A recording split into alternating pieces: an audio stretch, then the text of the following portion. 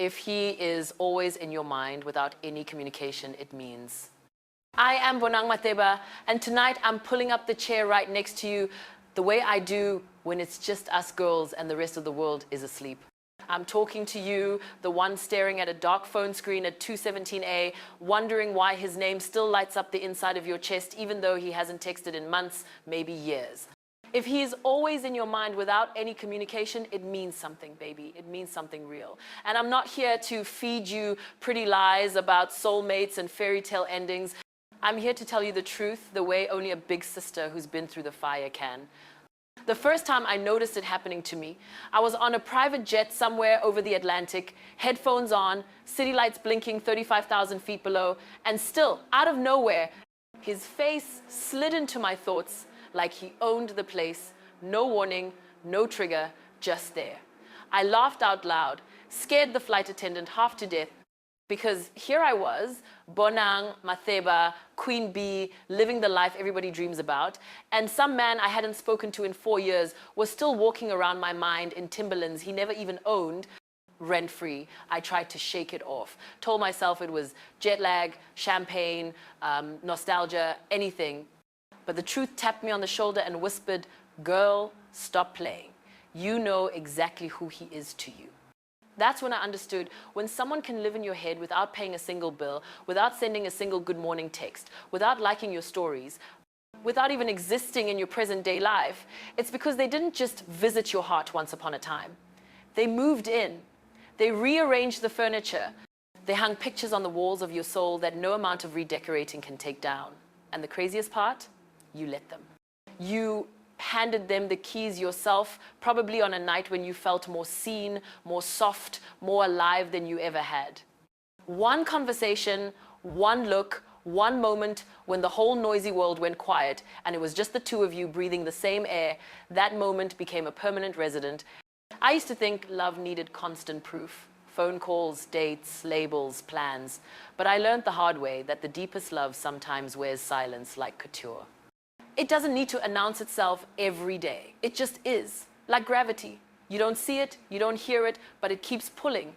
And if you're sitting there wondering why you can't evict him from your thoughts, no matter how many new cities you move to, how many new men you kiss, how many vision boards you make without his face on them, it's because your soul signed a lifetime lease before your mind even got the memo. That quiet occupation of your mind is the echo of a connection that went straight to the places most people never reach.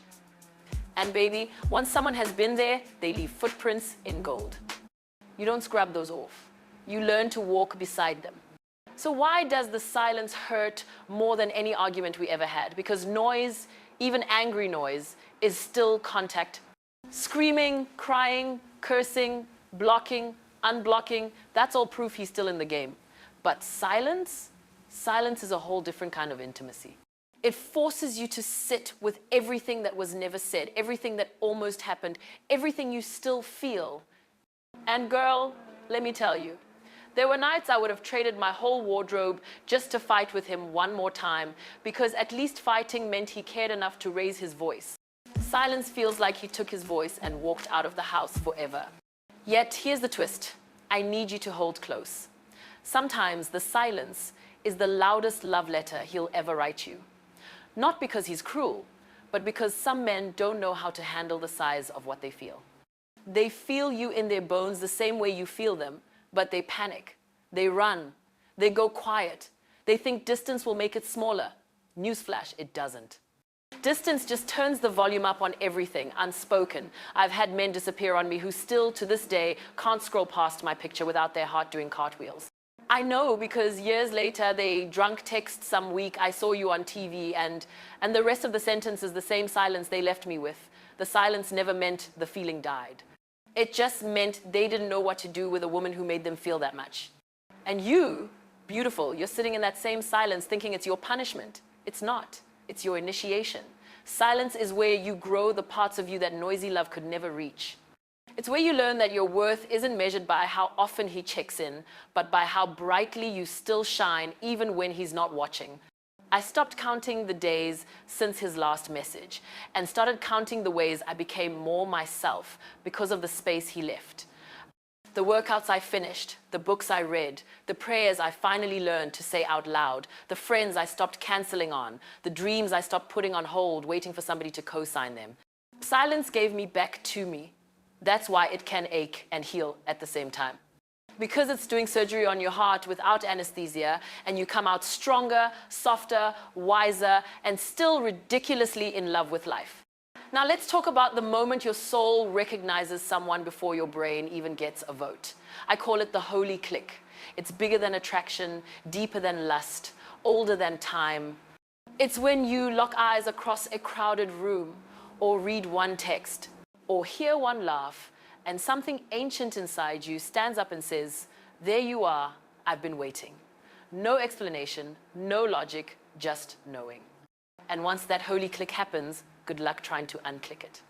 I felt it the very first night he spoke to me. Nothing dramatic, no fireworks, just a regular conversation at a regular party. But the way he looked at me really looked like he was seeing the little girl I used to be and the woman I was becoming all at once, made my spirit lean forward like it recognized home. I walked away that night thinking, that's dangerous. And I was right, because from that second on, my soul kept a room ready for him. Clean sheets, favorite candle burning, door unlocked, even when my mouth was saying, I'm good, I'm over it. Your soul doesn't care about timelines or text-back ratios or who hurt who first. It only cares about truth. And the truth was, this man's energy spoke the same language mine did, even if we never became fluent together. That's why you can be living your best life, new hair, new job, new brew on your arm, and still feel the shift in the air when his name is mentioned. Your soul perks up like a dog that hears its owner's car 2 blocks away. You don't have to understand it. You don't have to justify it to your friends. You just have to honor it.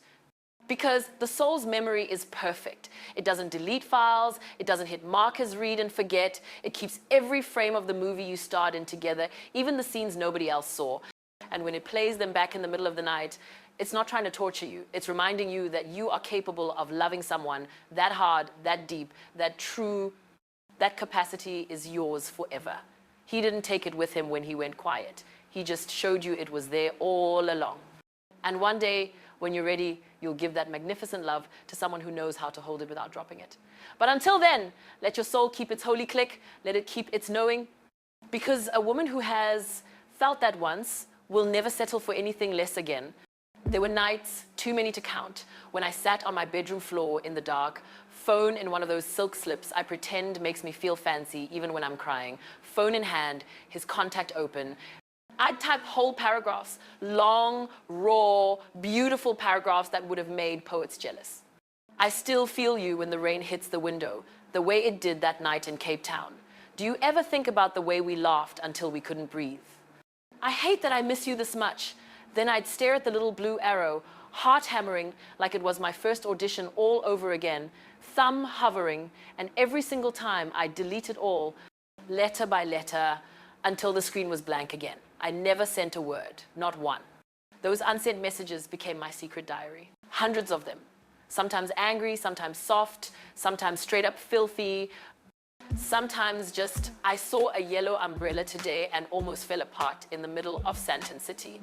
I told him everything I was too proud to say out loud. Everything I was too scared would push him further away if he actually heard it. And you know what I figured out? Those unsent texts weren't for him. They were for me. They were proof that I still had a voice, even when he refused to hear it. They were the bridge I built between the woman I was with him and the woman I was becoming without him. Every time I deleted instead of sending, I chose myself a little more. I protected my peace instead of gambling it on a man who already showed me he wasn't ready to match my energy. But girl, let me keep it all the way real. Some nights the loneliness still won. I'd cry so hard my lashes would stick together, whispering into the dark. Just one sign. Just one, I was thinking about you too. And the silence answered back, loud as ever. That's when I learned that the strongest thing a woman can do is feel everything and still not hit send.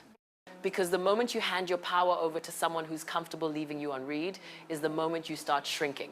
I refused to shrink. So I kept writing, kept deleting, kept choosing me.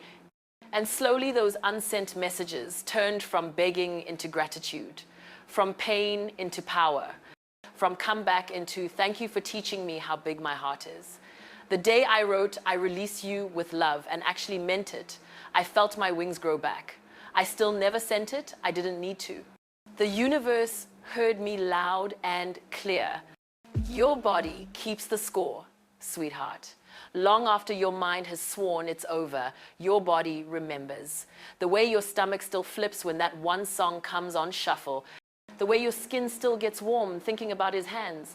The way you can't drive past a certain exit on the highway without your chest tightening. I tried everything to evict him from my nervous system.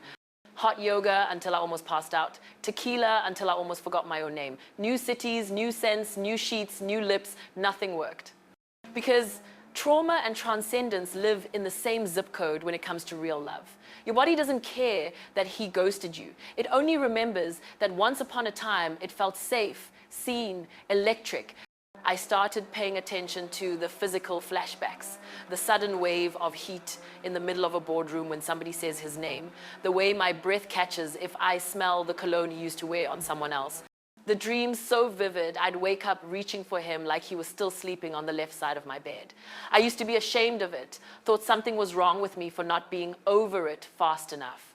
Then one day, my therapist, this gorgeous black queen with locks down to her waist, looked me dead in the eye and said, Bonang, your body is not betraying you, it's honoring you. It's refusing to let you lie about how deeply you loved. That changed everything. I stopped trying to outrun the memories and started dancing with them. When the song came on, I let myself sway in the kitchen and cry if I needed to. When the scent hit me in an elevator, I closed my eyes and whispered thank you instead of cursing. I turned every physical echo into a ritual of reverence.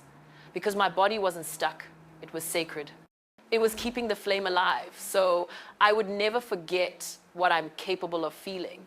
And one morning I woke up and realized the ache had shifted. It wasn't sharp anymore, it was warm, like a bruise that finally turned yellow. Still there, but no longer controlling the story.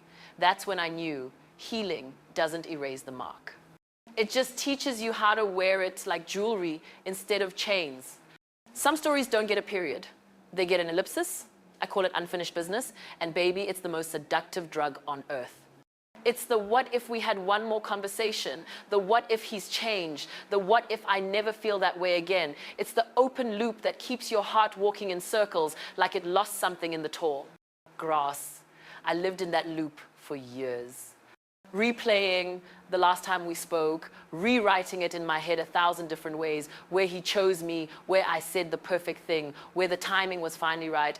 I built entire castles out of almost, and the dangerous part, unfinished business feels like hope. It tricks you into thinking the story isn't over just because it's quiet. You start treating silence like a cliffhanger instead of a conclusion. I did that. I kept a corner of my heart on hold like a table at a restaurant nobody ever showed up to claim. I turned down good men because deep down I was still waiting for the one who left without closure to come back and finish what he started. Until one day I was in Paris, sitting at Café de Flore like some cliché, journaling over a $20 coffee, and it hit me like a Chanel bag to the face. He's not coming back to close the story because the story already did exactly what it was supposed to do. It cracked me open. It taught me what real intimacy feels like. It showed me where I still needed to grow. The ellipsis wasn't a mistake. It was the point. I closed that journal, paid the bill, and walked out into the Paris rain without an umbrella on purpose. I let it soak me clean because I finally understood that closure isn't something someone gives you. It's something you give yourself when you decide the chapter served its purpose and you're ready to turn the page without knowing how the next one ends. That day, I stopped waiting for him to finish the sentence and I wrote my own ending. And she became the love of her own life. Period. Not ellipsis. Period. And the freedom that came with that period, girl, it tasted like champagne at sunrise. Some people don't stay, but they leave a better version of you standing in the doorway when they go. That's the quiet miracle nobody talks about. I used to think love was only real if it lasted forever, if it came with rings and shared addresses and Sunday mornings making pancakes. Then he walked away without explanation, and I thought my whole world had ended. Turns out it was just beginning. because the space he left behind became the exact room I needed to grow into. The woman I always bragged I was, but hadn't fully met yet. He showed me I could love without losing myself. Then he left so I could prove it. He mirrored every insecurity I had, then disappeared, so I had no choice but to face them alone. He believed in my dreams louder than I did, then went silent, so I had to start believing for myself. Every late-night talk we had about the empire I wanted to build echoed in my head long after his voice stopped. I caught myself negotiating less in boardrooms because he once told me, "Never shrink your vision to make someone else comfortable." I started saying no to things that didn't feel like me because he once looked me in the eyes and said, "You're magic. Don't let anybody treat you like a trick." He never saw most of the wins that came after him, but every trophy on my shelf has his fingerprints on it. Not because he handed them to me, but because his absence forced me to reach higher than I ever thought my arms could stretch. I stopped cursing the day he left and started thanking it. Because if he had stayed, I might have stayed comfortable. I might have kept dimming my light so we could both fit in the same frame. Instead, he gave me the greatest gift a man can give, a woman who's meant for more. He got out of the way. And in that wide open space, I built a life so rich, so loud, so undeniably mine that sometimes I look around and laugh at how small I used to think I had to be. The highest form of love isn't possession, it's activation. He activated me, then set me free. And I will love him in some corner of my heart forever for that. Here's the part nobody warns you about. You will fall in love with yourself using the same wild intensity you once gave him. One day, you'll be putting on lipstick in the mirror and suddenly realize the woman staring back turns you on more than he ever did. You'll catch your own reflection and think, "Damn, I would date me." That's when you know the healing worked overtime. Because the love you poured into him didn't disappear when he did. It got redirected to the one person who will never leave you unread, you. I started dating myself the way I wished he had dated me. Long dinners with just my thoughts and a good glass of red. Flowers on my own kitchen table because Tuesday felt like it deserved roses. Slow dancing in the living room to songs that used to hurt because now they felt like victory anthems. I took myself to Santorini, sat on a cliff at sunset, and didn't even wish he was next to me because the view was perfect with just me in it. I learned my own love language, words of affirmation whispered into my own ear every morning, acts of service like cooking myself the meals he never stuck around to eat, gifts like the diamond tennis bracelet I bought with the money I used to spend, hoping he'd notice me. I became the partner I had been begging him to be. And the sexiest part? I stopped performing for nobody. There was no audience, no likes to chase, no hope he sees these stories. Just me falling stupidly, ridiculously, unapologetically in love with the sound of my own laugh, the curve of my hips, the way my mind works at 3 a.m. when the ideas won't shut up. I learned that self-love isn't bubble baths and affirmations on the mirror. It's choosing yourself when it's hard. It's forgiving yourself for loving someone who couldn't love you back the way you deserved. It's looking at every stretch mark, every scar, every tear-stained night and saying, "Thank you for making me the soft and the strong at the same time. The love I once gave away for free became the most expensive, exclusive, non-refundable love I've ever known."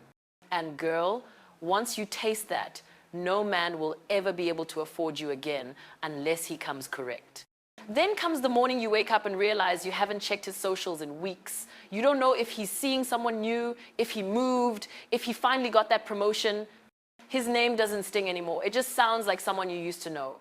You're not waiting for the text that will fix everything. You're not rehearsing speeches for a reunion that will never happen. You're simply here, present, breathing easy. That's the day you stop waiting and start living. I remember the exact moment it happened for me. I was in the middle of hosting the biggest award show of my career.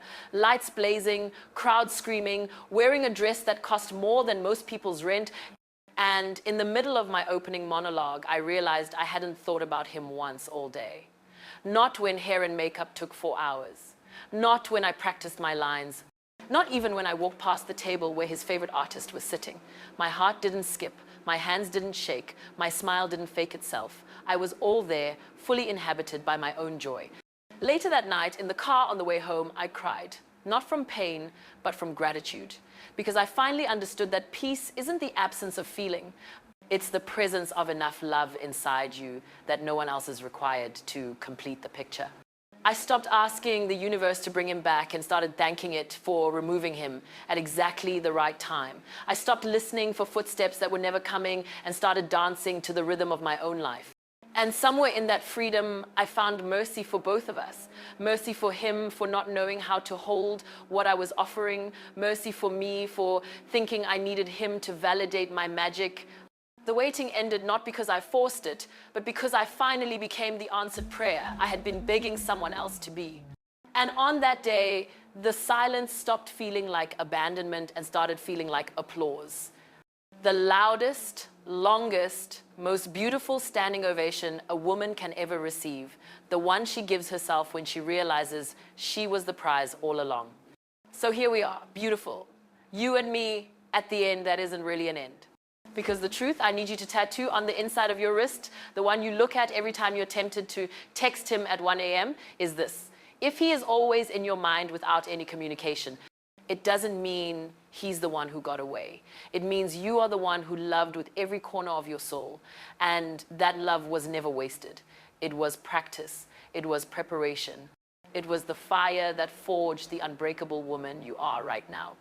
He didn't break you. He revealed you.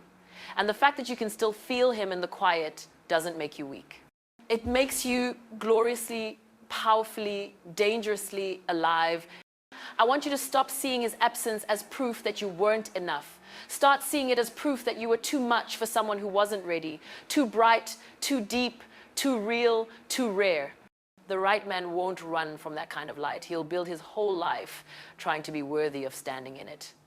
And until he shows up, or maybe he already has, and you're just healing enough now to recognize him, your job is to keep shining anyway.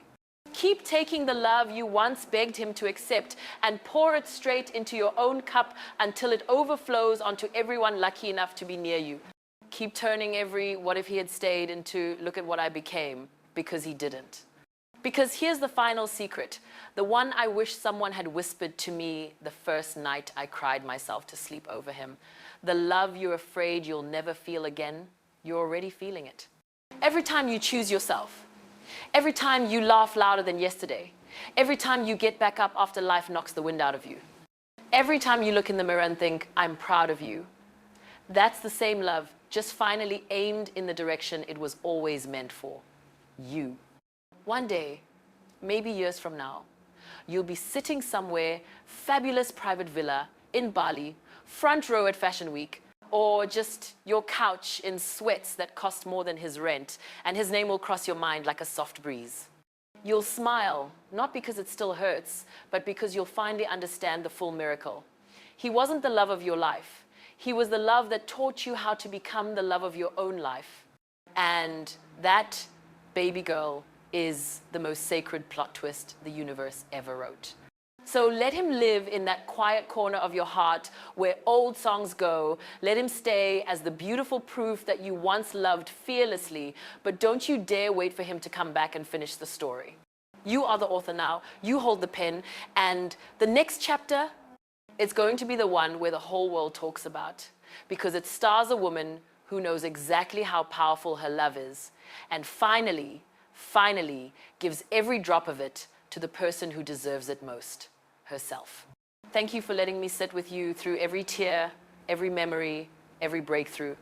If this touched even one corner of your heart, do me a favor, hit subscribe, drop a comment with the word received so I know you felt me. Like this video and share it with every sister who needs to hear that her silence doesn't mean she's forgotten, it means she's becoming. I drop new truth like this every week, and trust me, you don't want to miss what's coming next. I love you. Now go be the love story you've been waiting for.